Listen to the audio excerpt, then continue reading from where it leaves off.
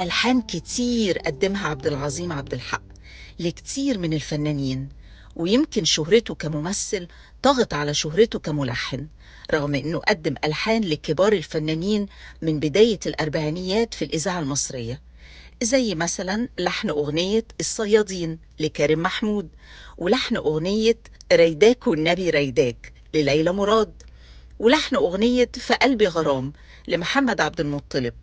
ومن أشهر ألحانه هنبني السد لعبد الحليم حافظ، وأغنية تحت الشجرة يا وهيبة لمحمد رشدي.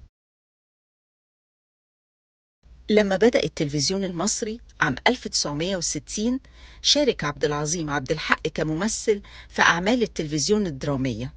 ده إلى جانب أنه قدم الألحان والموسيقى التصويرية لكتير من المسلسلات اللي علمت في أذهان المشاهدين، ومن أشهرها موسيقى تترات مسلسل الشهد والدموع اللي غناها علي الحجار. أما عن التمثيل فعبد العظيم عبد الحق شارك كممثل في كتير من الأفلام والمسلسلات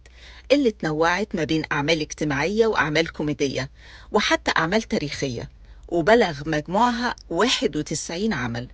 وده طبعا إلى جانب وضعه الألحان والموسيقى التصويرية وألحان التترات ل 16 عمل فني وأكتر من 52 أغنية لأشهر المطربين والمطربات.